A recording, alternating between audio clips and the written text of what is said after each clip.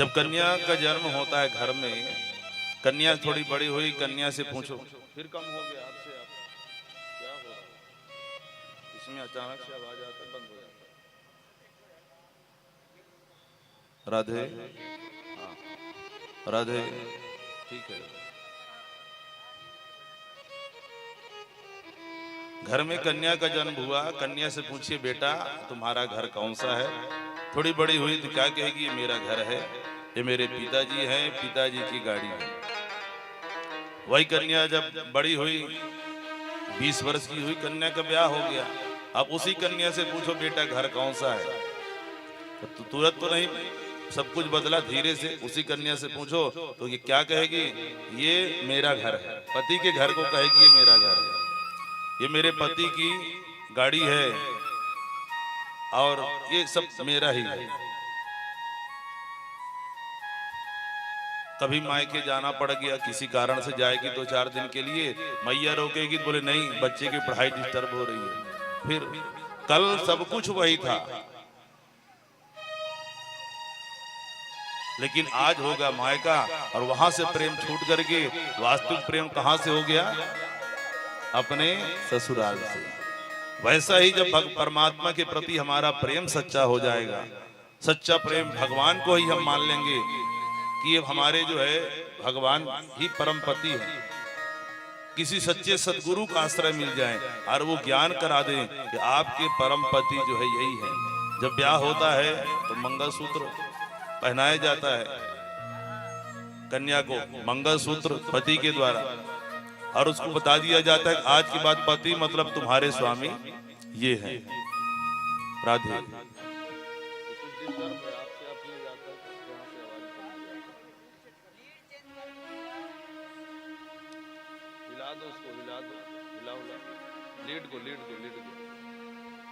राधे राधे।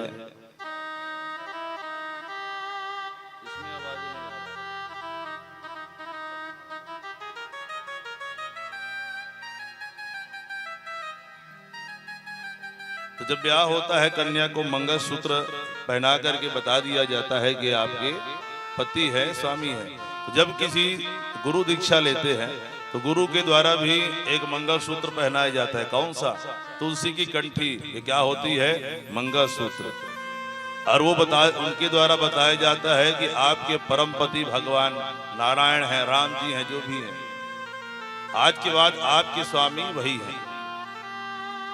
तो मंगलसूत्र पहना दिया गया, इसलिए कंठी हमेशा होनी चाहिए। जो दीक्षा ले लिए हैं उनके कंठ में तुलसी की कंठी हमेशा, ये चिन्ह है हमारे स्वामी स्मरण बना रहता है। और नहीं पहनेंगे तो ध्यान नहीं रहेगा। तो ये हमने अपने यहाँ के जो पति हैं वो भी स्वामी है, लेकिन परम पति जो है उनको ही ये भी ध्यान रखना चाहिए कि हमारे सबके स्वामी वो है। तो जितना गुरुजी मंत्र प्रदान कर दें वो मंत्र को जाप करें, और मंत्र को जाप करते हैं तो एक दिन सच्चा प्रेम परमात्मा के प्रति हो जाता है। तो संसार से प्रेम जो है हटने लगता है। क्योंकि कितने भी बड़े भागवत सुन लो, धर्मानुष्ठान कर लो, पुरस्चरण कर लो, सबका फल यही है। हाँ ठीक है, आया कि हमें परमात्मा के चरणों में जो है प्रेम हो जाए। बड़े बड़े अनुष्ठान कर रहे हैं, भागवत की कथा सुन रहे हैं, यज्ञ कर रहे हैं, लेकिन परमात्मा के चरणों में प्रेम नहीं है तो कोई मतलब नहीं है। कि धर्मः स्वनिष्ठतः पुंसा विश्वक्सेनः कथा सूया नोत्पादेततिरतिं श्रम एव हि केवलम्। यदि बड़े बड़े अनुष्ठान कर रहे हैं, परमात्मा के चरणों से प्रेम नहीं हो रहा है, तुम्हारा सब कुछ भैया बेकार है। इसलिए धर्मानुष्ठान का फल यही है कि परमात्मा से प्रेम हो जाए। इसलिए सदगुरु का आश्रय लेकर के उस परमात्मा को जानने का प्रयास करना चाहिए कि परमात्मा का स्वरूप क्या है। इंद्रियों को वश में करके उस तत्व को जानने का प्रयास करना चाहिए। परमात्मा को तत्व भी कहते हैं। क्या कहते हैं? ईश्वर को तत्व कहते हैं। एक आप तत्व पढ़ते हैं केमिस्ट्री में, रसायन शास्त्र में भी एक तत्व होता है। हाँ, वो तत्व की बात यहाँ पे नहीं है। परमात्मा को भी जब बड़े सिद्ध जन हैं वो उनको भी क्या कहते हैं, परमात्मा को तत्व कहते हैं। तत्व का जहाँ पे वर्णन किया तो फिर प्रश्न कर दिया, महाराज ये बताइए ये तत्व किसे कहते हैं, थोड़ा विस्तार से बताइए। तो जीवन का मुख्य उद्देश्य क्या है, उस तत्व को जानना। क्योंकि जब तत्व को जानोगे तब ना उनसे प्रेम होगा, अब जब जानोगे नहीं तो उनसे प्रेम कैसे होगा। तो तत्व के विषय में बताते हैं कि वदन्ति तत्तत्विदः तत्त्वं यज्ञानमद्वयम् ब्रह्मेति परमात्मेति भगवान इति शब्दते। तत्व एक ही है लेकिन हम लोग उसको विभिन्न नामों से जानते हैं। एकम सद्विप्रा बहुधा वदन्ति, उसी तत्व को हम ब्रह्म कहते हैं, उसी तत्व को परमात्मा कहते हैं, उसी तत्व को भगवान कहते हैं। वही निर्गुण निराकार, वही सगुण निराकार, वही सगुण साकार। तो बड़े बड़े ज्ञानियों से कहोगे तो वो क्या कहते हैं, ब्रह्म। वही स्वरूप को क्या कहेंगे, ब्रह्म। योगियों से कहोगे तो परमात्मा कहेंगे, और भक्तों से पूछोगे तो भगवान। एक उदाहरण के द्वारा समझते हैं, बड़े ध्यान से श्रवण करेंगे। ब्रह्म कैसे, जो व्यापक होता है उसे ब्रह्म कहते हैं। जिसे कहते हैं कण कण में है तो क्या है, व्याप्त है। जैसे बिजली, एक उदाहरण बिजली का। बिजली जो यहाँ जल रही है, क्या पहले थी ऐसे? नहीं थी। पहले तो कहीं बिजली नहीं थी, गांव गांव बिजली भी नहीं थी। तो बिजली कहाँ थी? जैसे जल से बिजली बनती है तो कहाँ थी? जल में ही मान लो व्याप्त थी। बिजली जब बनती है जहाँ, तो जल को ऊंचाई से गिराया जाता है टरबाइन में। कुछ ही सेकंड में कई हजार बार वो टरबाइन जब घूमता है तो उससे बिजली तैयार होता है। तो व्याप्त थी, मतलब जो व्याप्त थी उसको क्या कहते हैं, व्याप्त स्वरूप को ब्रह्म कहते हैं। अब उसी को वैज्ञानिकों ने क्या किया, बिजली को यांत्रिक पद्धतियों के द्वारा टरबाइन में गिराया और वहां से बिजली पैदा हो गया, तार में करंट आ गया। तो पहले जो स्वरूप था निर्गुण निराकार, जो व्याप्त थी वो क्या कहलाएगा, न उसमें कोई गुण है न कोई आकार है, इसलिए उसको क्या कहते हैं, निर्गुण निराकार। लेकिन वैज्ञानिकों ने जब तार में लेके आ गया, तार को छुओ भैया तो करंट लगेगा, मतलब उसमें गुण आ गया। क्या आ गया? गुण आ गया।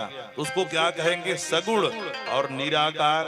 मतलब गुण है तो सगुण है लेकिन कोई आकार नहीं है, उसको सगुण और निराकार कहेंगे। लेकिन उसी तार को जब बल्ब से जोड़ा तो प्रकाश हो गया, मतलब गुण भी है और हमको बल्ब दिखाई भी दे रहा है। देखो बल्ब भैया कैसे जल रहा है, तो सगुण भी है और साकार रूप में हमें दिखाई भी दे रहा है, उसे हम क्या कहेंगे, सगुण साकार। तो वैसे ही जो निराकार निर्गुण ब्रह्म था, व्याप्त था, योगियों ने तपस्या करके अपने हृदय भवन में जो अनुभव तत्व किया उसको हम परमात्मा कहते हैं। वही परमात्मा जब हमारे विषय में प्रकट होता है राम कृष्ण के रूप में, तो उसे हम क्या कहते हैं, परमात्मा कहते हैं।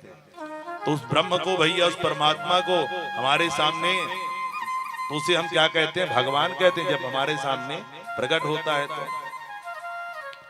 तो भगवान को प्रकट भी होना चाहिए। जो भगवान हमारे बीच प्रकट ना हो वो किस मतलब का। तो वही जब परमात्मा हमारे बीच में भगवान के रूप में प्रकट होते हैं तो हमारे आंखों का विषय बन जाते हैं।